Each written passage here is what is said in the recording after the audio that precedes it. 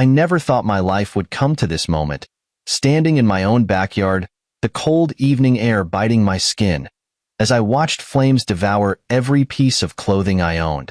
My wife, Clara, was at the center of it all, her face twisted with anger, holding a matchbox in her trembling hands.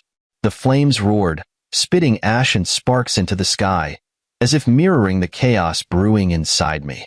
"You're ungrateful, Daniel," she yelled over the crackling fire. "How dare you disrespect my father? After everything he's done for us, this is how you repay him." Her words cut deep, but not because they held any truth. They hurt because this was Clara, my wife, my partner, the woman I promised to spend my life with, who was now standing before me, deliberately destroying everything I owned. And for what? Because I had refused to serve her father like a maid? I stood frozen, unsure whether to laugh at the absurdity of it all or scream in frustration. My heart pounded in my chest as memories of our life together flashed before my eyes. This wasn't the Clara I married. That Clara was warm, understanding, and fiercely independent. This Clara, standing in front of the blazing fire, felt like a stranger. "You think I'm going to bow to Mr. Anderson's every whim?" I finally managed to say, my voice trembling with suppressed anger. "I'm not his servant, Clara. I'm your husband. There's a difference." But my words didn't seem to reach her. She pointed toward the fire, her eyes filled with a venom I hadn't seen before. "If you can't respect my father, then you don't deserve to stay in this house. This is your fault, Daniel. Maybe now you'll understand what it means to value family." I looked at her, trying to find some hint of remorse or doubt in her expression, but there was none. Instead, I saw only conviction, a belief that she was entirely justified in what she was doing. The fire reflected in her eyes, and for a moment, I wondered if it wasn't just my clothes she was burning, but also every shred of trust and love we'd built together. How had it come to this? How had the woman I loved become someone who would go to such extremes to prove a point?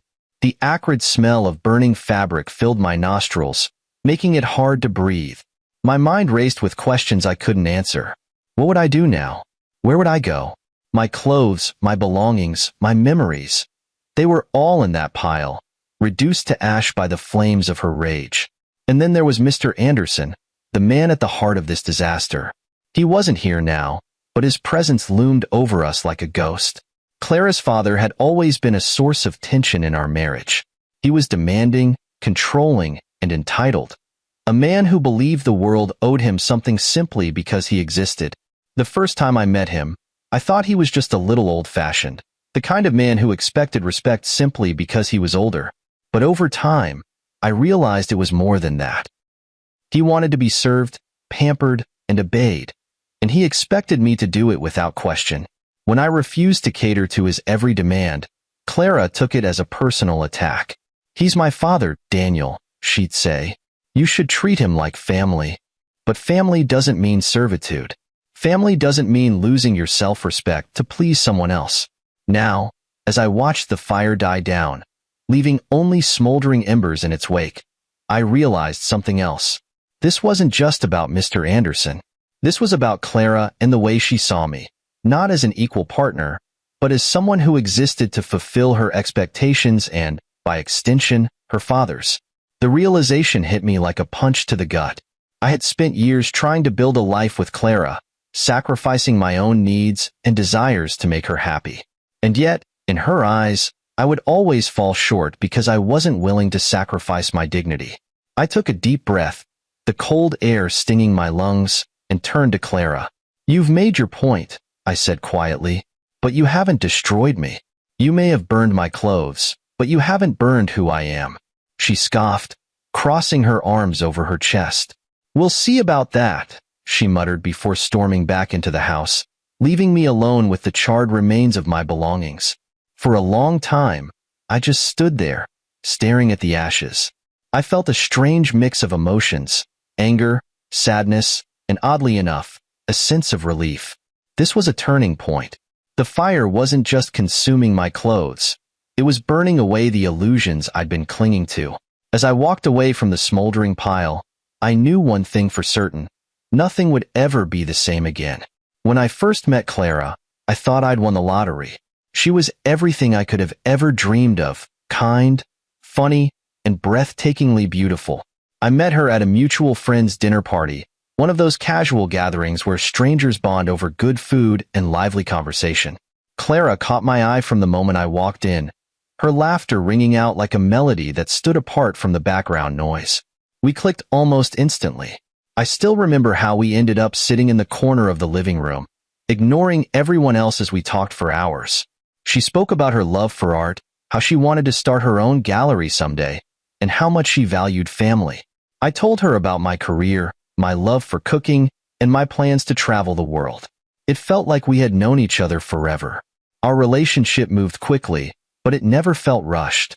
Within months, we were inseparable. Every date with her was like stepping into a dream. She had a way of making everything seem brighter, more vibrant. We'd go for long walks through the city, exploring hidden gems in the neighborhood, laughing over cups of coffee at a corner cafe, or spending quiet evenings binge-watching movies on her couch. The proposal wasn't extravagant, but it was perfect for us. I asked her to marry me during one of our late-night walks, under the twinkling lights of the park. She said yes before I even finished my sentence, pulling me into a hug so tight I could barely breathe. It was one of the happiest moments of my life. Our wedding day was everything we wanted it to be, simple, intimate, and full of love. Standing at the altar, looking into Clara's eyes as we exchanged vows, I felt like the luckiest man alive. The promises we made that day felt unbreakable. I believed, with every fiber of my being, that we were building a future together, a partnership rooted in love and mutual respect. The first few months of marriage were blissful. Clara's quirks that I had found so endearing during our dating days still charmed me. She had this habit of humming while she cooked, her favorite songs often off-key but cheerful. She'd leave little notes around the house, on the bathroom mirror, on the fridge, even tucked into my briefcase. Simple reminders of her love that made me feel special. We talked about everything, or so I thought. We planned trips we wanted to take, like seeing the cherry blossoms in Japan or hiking in the Rockies. We laughed about the kind of parents we'd be, imagining scenarios where we'd teach our kids how to cook or paint. We shared dreams, built routines, and promised each other that nothing would come between us. But looking back now, I wonder if I missed the signs. Clara had always spoken about how much she loved and respected her father, but I didn't think much of it at the time. After all, loving your parents is hardly a flaw. I didn't realize how deeply her life revolved around Mr. Anderson until after we were married. The first time she asked me to pick him up from the airport, I didn't think twice. He was her father, and I wanted to make a good impression. But as time went on, the requests became more frequent and more demanding. Could you drop off some groceries for him? Can you fix the leak in his sink? It would mean so much to me if you could help him clean out his garage. At first, I did it all willingly. I wanted to show Clara how much I cared about her and her family. But slowly, those little favors turned into expectations. The man barely acknowledged my efforts, treating my help as something he was entitled to rather than something I was offering out of kindness. Still, I pushed aside the growing discomfort. For Clara, I told myself, for the woman I love. I ignored how her tone changed when she talked about her father. She idolized him, often putting his needs above everything else. If he called, she'd drop whatever she was doing to help him. If he asked for something, she'd bend over backward to make sure he got it. At the time, I thought it was sweet, evidence of how much she cared about family. I didn't see it for what it really was, an inability to set boundaries with a man who had long since learned how to manipulate his daughter's loyalty. The day Mr. Anderson moved into our home was the beginning of the end, though I didn't realize it then. He had been unwell, and Clara insisted it was temporary, just until he got back on his feet. I agreed, wanting to support her, but temporary stretched into months, and his presence in our home began to feel permanent. I tried to stay positive. I told myself this was just a bump in the road, that Clara and I would get through it together. But with each passing day, it became harder to ignore the way things were changing. Our once easygoing relationship was replaced by tension and frustration. Clara's focus shifted entirely to her father, and I felt like I was becoming an afterthought in my own marriage. I wanted to believe in the promises we'd made to each other on our wedding day. I wanted to believe that love was enough to overcome any obstacle. But as I stood in that backyard, watching my clothes burn, I realized that love alone wasn't enough. Not when respect and boundaries had been thrown into the fire along with everything else. If someone had told me that agreeing to let my father-in-law move in would unravel everything Clara and I had built, I wouldn't have believed them. But here I am, thinking back to the day we welcomed Mr. Anderson into our home. The day I opened the door to more than just a house guest. I opened it to a storm. It started with Clara's plea. Daniel, he's my father. He's been through a lot, and he just needs a little help until he's back on his feet. Her eyes were earnest, her voice soft and imploring. How could I say no? This was her father, after all. I told myself it was the right thing to do, that any decent husband would agree. And so, Mr. Anderson moved in with his suitcase and his expectations. At first, he was polite enough. He thanked me for giving him a place to stay and assured me it would only be for a short time. I won't be a burden, he said with a small, practiced smile. For a while, I believed him. I even tried to make him feel welcome.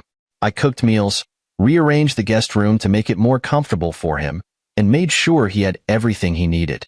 But Mr. Anderson was a man who knew how to take a mile when offered an inch. It started small, requests for tea in the morning or help carrying his things upstairs. These were the kinds of favors I didn't think twice about. He was an older man, and I didn't mind lending a hand. But then the requests became demands. Daniel, the light in my room is too dim. Can you fix it? Daniel, my back hurts. Could you go to the pharmacy and pick up some painkillers? Daniel, I like my eggs runny, not scrambled. Didn't Clara tell you? The tone shifted from polite to entitled so subtly that I didn't even notice at first. But one day, I found myself scrubbing mud off his shoes in the laundry room, and I realized something. I wasn't just helping out, I was serving him. And the worst part? He acted like it was his right. I tried to brush it off. He's her father, I told myself. He's old and set in his ways. This is temporary. But as weeks turned into months, it became clear that temporary had been a convenient lie. He settled into our home like a king on his throne, and Clara became his loyal subject. And, apparently, I was supposed to be his servant. The more he demanded, the more Clara defended him. Daniel, he's not asking for much. Can't you just help him out? She'd say. He's my father. He's been through a lot. She never seemed to notice, or care, that her father's presence was turning me into a shadow in my own home. Mr. Anderson's behavior wasn't just demanding, it was dismissive. He barely acknowledged me as a person. If I did something for him, he'd take it without a word of thanks. If I didn't, he'd grumble loud enough for everyone to hear. Once, when I refused to iron his shirt because I was running late for work, he muttered under his breath, "Some son-in-law. Clara deserves better." That one stung. It wasn't the words themselves, but the way Clara didn't even defend me. Instead, she just looked at me, disappointed, as though I had failed some unwritten test of loyalty. I tried to talk to Clara about it, to explain how I was feeling. Clara, your father treats me like his personal butler. I can't keep doing this. She sighed, exasperated. Daniel, he's old. He's set in his ways. You're overreacting. It's not a big deal. Not a big deal? It was a big deal to me. I was coming home from long days at work to find Mr. Anderson waiting with a list of tasks for me. I was giving up my evenings and weekends to cater to his needs. And all the while, Clara stood by his side, acting as if this was normal, as if I should just accept it. The breaking point came on a Saturday morning. I'd been looking forward to sleeping in, but Mr. Anderson had other plans. He banged on our bedroom door, demanding that I make him breakfast because, in his words, Clara's busy and I'm hungry. I tried to ignore him, hoping he'd go away, but Clara nudged me awake. Daniel, just get up and help him, she whispered. He's your elder. My elder? He wasn't my elder. He was her father. And I wasn't his servant. But for Clara, I did it. I dragged myself out of bed, made him breakfast, and listened to him complain about the eggs being too dry. Later that day, as I sat in the living room trying to unwind, he called me into his room. Daniel, I need you to clean out the gutters. They're clogged, and it's going to rain. I stared at him, incredulous. You've got to be kidding me, I said. His face darkened. Don't take that tone with me. Clara, come here. Your husband needs to learn some respect. Clara came running, her eyes wide with concern. For him, not for me. What's going on, Dad? He's refusing to do a simple task, Mr. Anderson said, pointing at me like I was a misbehaving child. You need to teach him how to respect his elders. I looked at Clara, waiting for her to defend me, to stand by my side. But she didn't. Instead, she turned to me and said, Daniel, just do it. It's not that hard.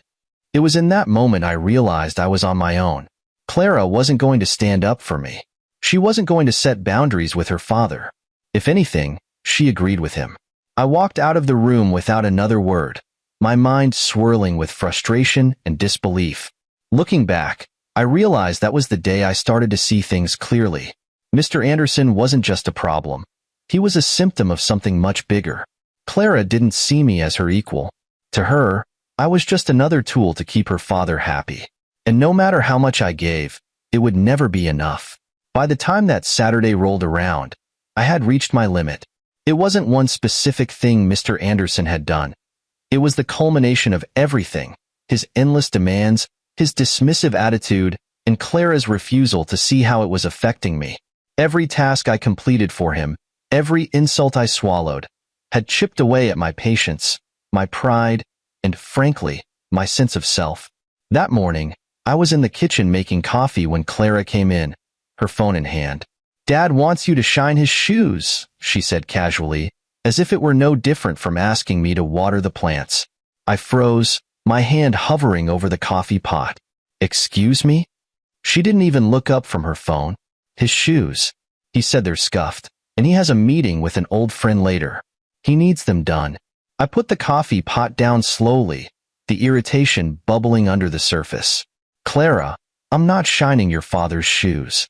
Her head snapped up, and she looked at me like I just declared the earth was flat. What do you mean you're not? He asked for a favor. It's not a big deal. It is a big deal, I said, turning to face her fully. I'm not his servant, Clara. I've done everything he's asked, and more, but I draw the line at this. She sighed, exasperated, like I was the unreasonable one. Daniel, it's just shoes. Why are you making such a fuss? I clenched my jaw, trying to keep my voice steady. Because this isn't about shoes, Clara. It's about respect. Your father doesn't respect me. He doesn't see me as his son-in-law. He sees me as his personal butler. And the worst part is, you don't seem to care. Her eyes narrowed, and I could see her temper rising. That's not true. I do care, but I also care about my father. He's an old man, Daniel. He's been through so much, and you're acting like helping him is some massive inconvenience. It is a massive inconvenience when it's constant, I shot back.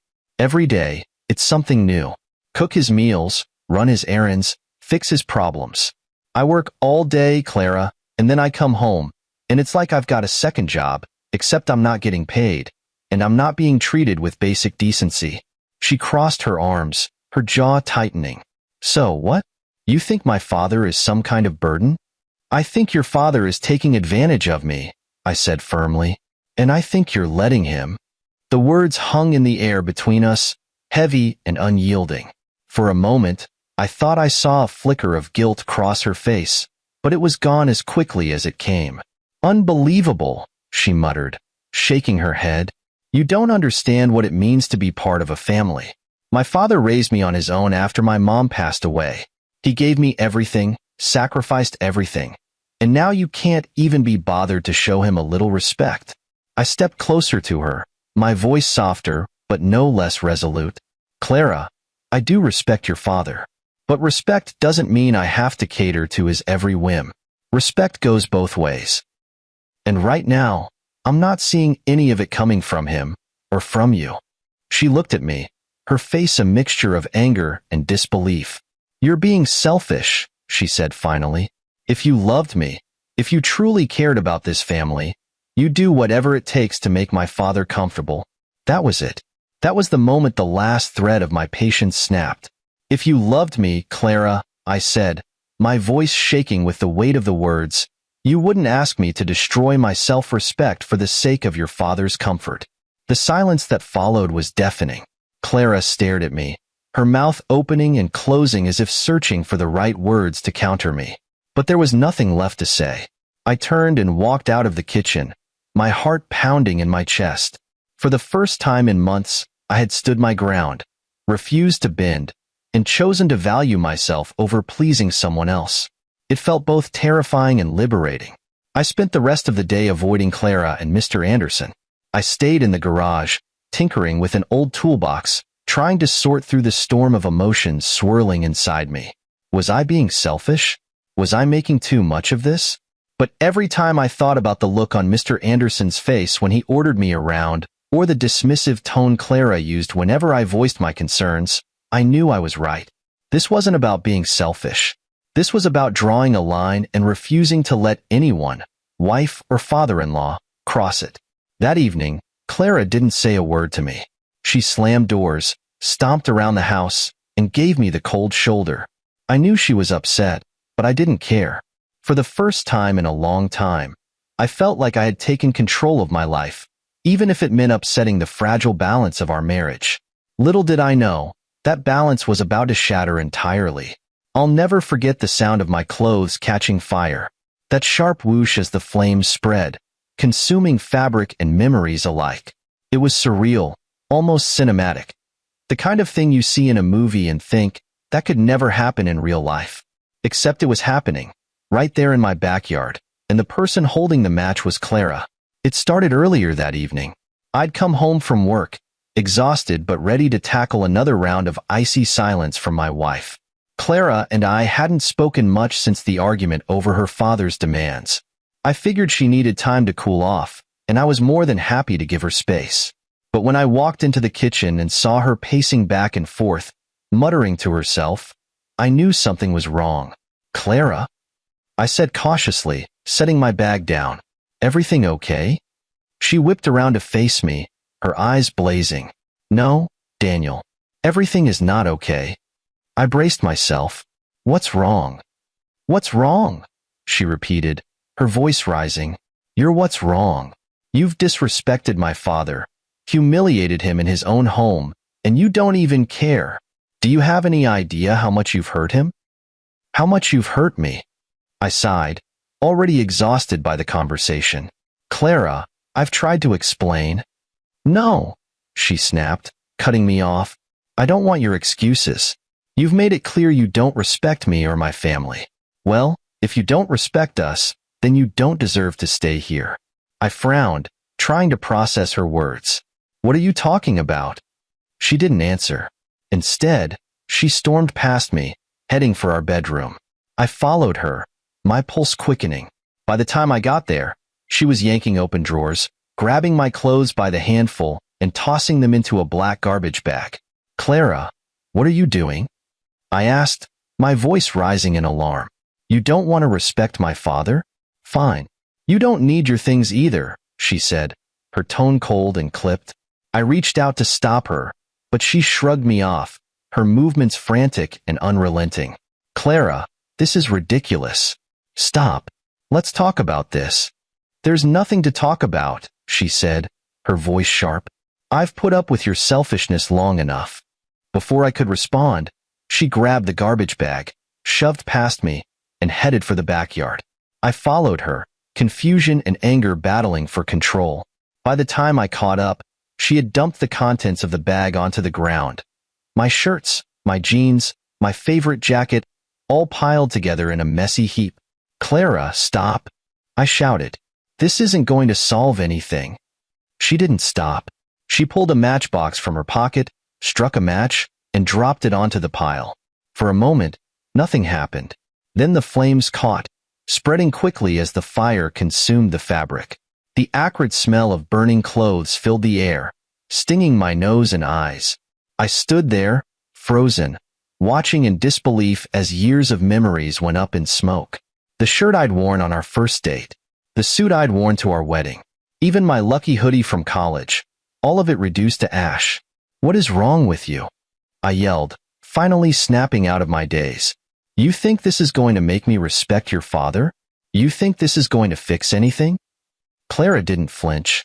She stood there, arms crossed, her face set in a defiant scowl. Maybe now you'll understand what it feels like to lose something important, she said. Maybe now you'll think twice before disrespecting my family. Her words hit me like a slap. Lose something important? I repeated, my voice shaking with anger. Clara, you just burned my clothes. Do you even hear yourself right now? Do you realize how insane this is? She scoffed, rolling her eyes. You're being dramatic, Daniel. They're just clothes. Just clothes? I gestured toward the fire, my frustration boiling over. These weren't just clothes, Clara. These were pieces of my life, my memories, my identity. You don't get to decide what matters to me. For a moment, I thought I saw a flicker of doubt in her eyes, but it disappeared just as quickly as it came. You brought this on yourself, she said stubbornly. Maybe next time, you'll think before you act. I stared at her, my chest heaving with the weight of everything I wanted to say but couldn't. This wasn't the Clara I'd fallen in love with. This wasn't the woman I'd married. The person standing in front of me now was a stranger, consumed by anger and loyalty to a father who didn't deserve it. Finally, I took a step back, my voice low but firm. You know what, Clara? If this is what it takes to keep your father happy, then maybe I don't belong here. Her eyes narrowed. Maybe you don't. The words hung in the air, heavy and final. For a moment, neither of us said anything. The fire crackled between us, a physical manifestation of the destruction we'd wrought on our relationship. Without another word, I turned and walked back into the house. I didn't know what my next move would be, but I knew one thing for certain. Something had been irrevocably broken that night, and there was no coming back from it. I spent the rest of that night sitting in the kitchen, staring at nothing in particular. The smell of smoke still clung to me, a bitter reminder of the chaos that had unfolded just hours before. My clothes, pieces of my life, my memories, were gone, reduced to ash in the backyard. Clara was upstairs, her door slammed shut, and the house felt eerily silent except for the occasional creak of the floorboards. I should have been furious. I should have marched upstairs, demanded an explanation, and forced her to see the damage she'd done. Not just to my possessions, but to our marriage. But I didn't. Instead, I sat there, numb, replaying the scene over and over in my mind. It wasn't just the act of burning my clothes that hurt. It was the message behind it. Clara hadn't just destroyed fabric. She destroyed the trust, the respect, and the partnership that were supposed to form the foundation of our relationship. In her eyes, this wasn't a marriage anymore. It was a power struggle, and she had decided to win at any cost. By the time the first light of dawn crept through the kitchen window, I'd made up my mind to talk to someone about it. Not Clara, not yet. I needed perspective. I needed to hear from someone who wasn't blinded by loyalty to Mr. Anderson or caught up in this madness. So I grabbed my phone and scrolled through my contacts until I found the name I was looking for. Jason. Jason had been my best friend since college. He was the kind of guy who always told it like it was. No sugarcoating. No beating around the bush. If anyone could help me make sense of this mess, it was him. Jason, I said when he picked up, my voice hoarse from a sleepless night. I need to talk. We met at a cafe later that morning, and as soon as I sat down, the words started spilling out. I told him everything. The constant demands from Mr. Anderson, Clara's refusal to set boundaries, the argument, the fire, all of it. By the time I finished, Jason was staring at me like I'd just told him I'd seen a ghost. Dude, he said, shaking his head, that's insane. She burned your clothes? Like, actually set them on fire? Yeah, I said, running a hand through my hair. She said it was my fault, that I disrespected her father. Jason let out a low whistle. And you stayed? After that? I shrugged, feeling the weight of his question. What was I supposed to do? Walk out with nothing but the shirt on my back? Maybe, he said bluntly. Daniel, this isn't normal. This isn't how a healthy marriage works. She's not just crossing boundaries, she's bulldozing right over them. I leaned back in my chair, staring at the table. I don't know, man. I keep thinking maybe I overreacted. Maybe I should have just done what her father asked, and none of this would have happened. Jason leaned forward, his expression serious. No, don't do that to yourself. This isn't about her father, and it's not about the chores. It's about respect. And it sounds like she stopped respecting you a long time ago. His words hit me like a punch to the gut. Not because they were cruel, but because they were true. Somewhere along the way, Clara had stopped seeing me as her partner. To her, I was just another tool to keep her father happy. A role I never signed up for, and one I was no longer willing to play. When I got back home, the tension in the air was palpable. Clara was in the living room, scrolling through her phone like nothing had happened. For a moment, I just stood there, watching her, wondering how we'd gotten here. How had the woman I'd loved, the woman I'd married, become this person who could do something so cruel and think it was justified? Finally, I broke the silence. Clara, we need to talk. She looked up, her expression cold and distant. About what? About what happened last night, I said, keeping my voice as calm as I could. About the fire, about your father, about everything. She sighed, setting her phone down. Daniel, I've already said what I needed to say. If you can't respect my father, then maybe you don't belong here.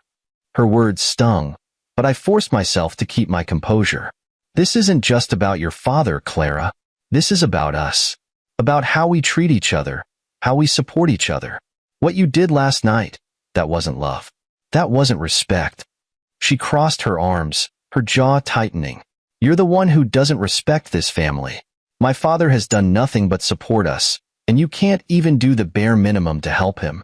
I shook my head, feeling a mix of frustration and sadness. This isn't about helping, Clara.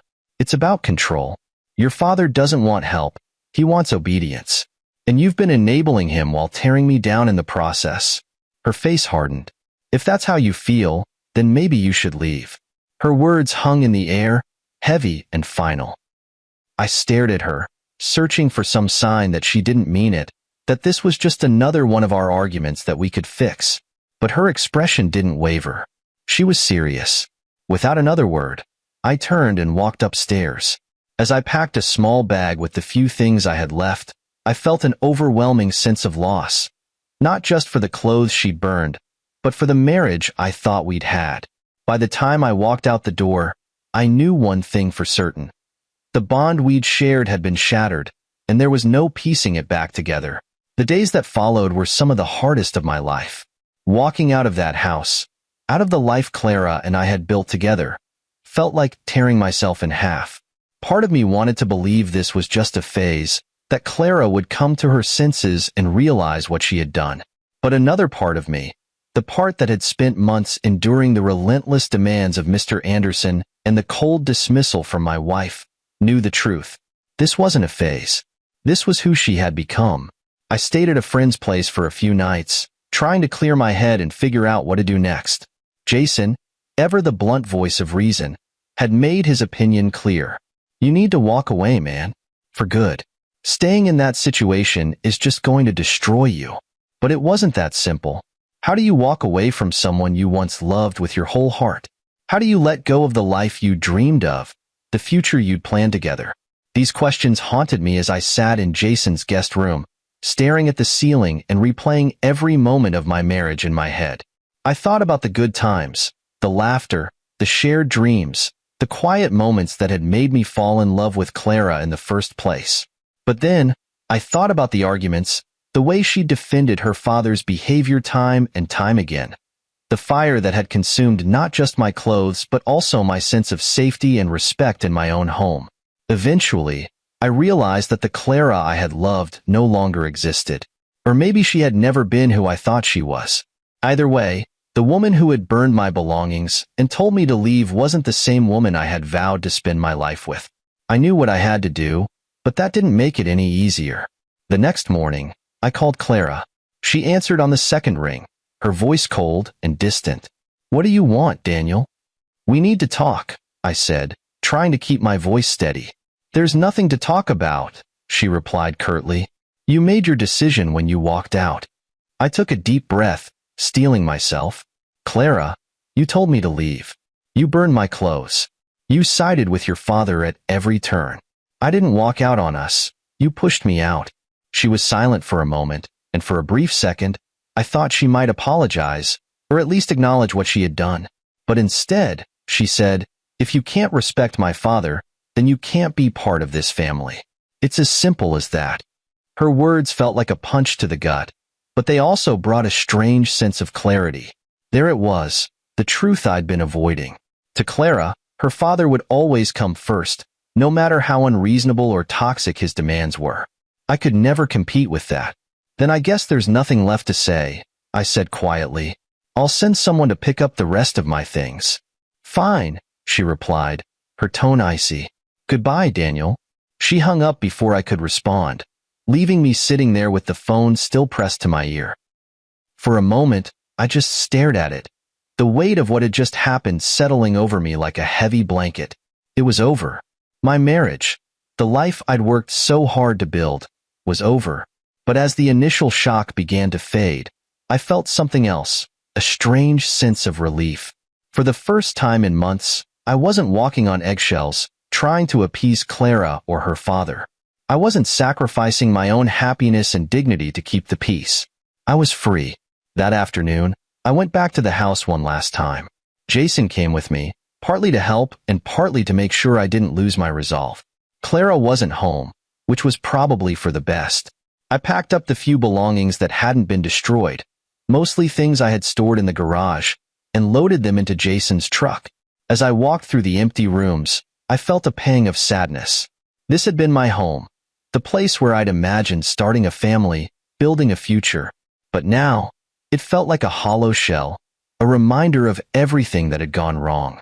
Before I left, I stood in the backyard, staring at the blackened patch of grass where the fire had burned. The smell of smoke was long gone, but the memory of that night lingered, sharp and painful. I realized I wasn't just saying goodbye to Clara or the house. I was saying goodbye to the person I had been in that relationship, the version of myself that had sacrificed everything to keep someone else happy. As we drove away, Jason glanced over at me. "You okay?" I nodded, surprising myself with how steady I felt. "Yeah, I think I will be." It wasn't until much later that night, sitting in my new, temporary apartment, that the full weight of the situation hit me. I was starting over, completely from scratch. It was terrifying and overwhelming, but it was also liberating. For the first time in years, I could make choices for myself without worrying about how they would be twisted or criticized. This wasn't the life I had planned, but it was a second chance, a chance to rebuild, to grow, and to find peace. And for the first time in a long time, I felt hopeful about the future. Starting over wasn't easy. When I left Clara and that house behind, I wasn't just walking away from a marriage. I was walking away from the life I thought I'd have. The first few weeks were a blur of emotions: relief, anger, sadness, and oddly enough, hope. I stayed with Jason for a while, piecing together the fragments of my life and trying to figure out my next steps. The first challenge was practical, rebuilding from scratch. With most of my belongings burned, I had to start over with the basics: clothes, furniture, even toiletries. Jason and I spent one exhausting Saturday driving around the city, hitting up thrift stores and discount shops. I tried to keep my spirits up, joking about how I'd always wanted to revamp my wardrobe, but inside, it felt like starting from zero, like I'd lost more than just material possessions.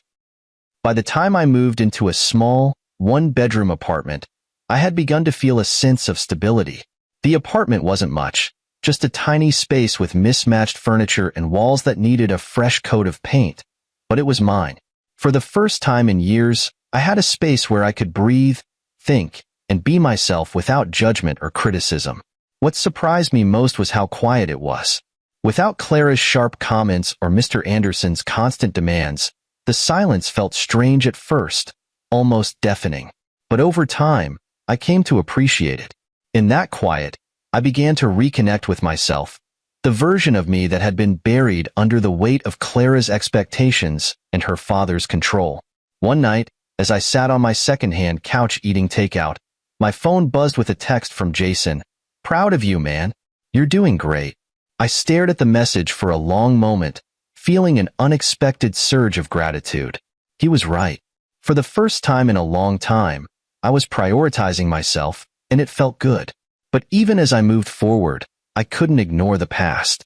Thoughts of Clara and Mr. Anderson lingered like shadows, popping up at unexpected moments.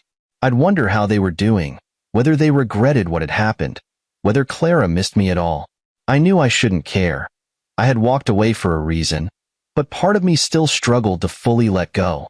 It wasn't until I had a meeting with a therapist, encouraged by Jason, that I began to unpack those feelings. "You're grieving," the therapist said simply. "Not just the loss of your marriage, but the loss of the life you thought you'd have. That's normal. But don't confuse grieving with regret. You can mourn the end of something while still knowing it was the right decision." Her words stayed with me, offering clarity I hadn't realized I needed.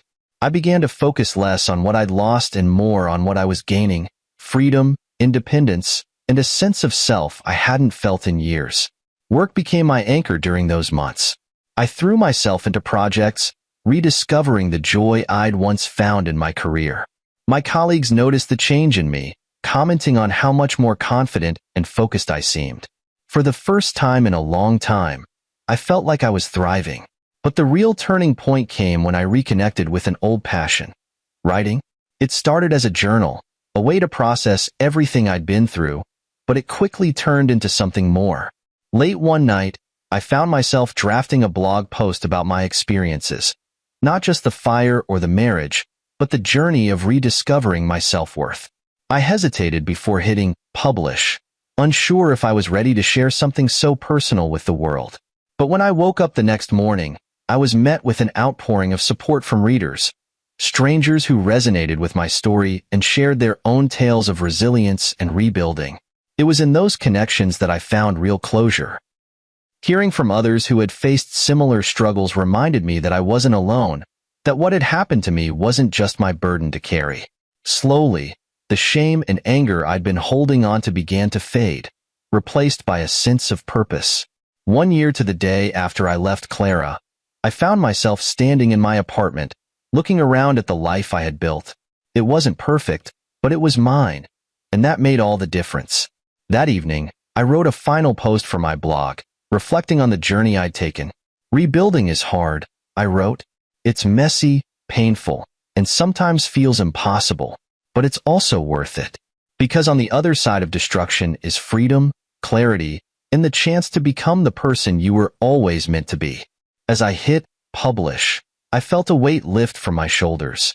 For the first time in a long time, I wasn't defined by what had happened to me. I wasn't the man whose wife burned his clothes or the husband who walked away. I was just me, Daniel, a man who had faced the fire and come out stronger on the other side. And as I sat there, watching the sun set over the city, I realized something. I wasn't just surviving. I was living. And that, more than anything else, was the closure I'd been searching for.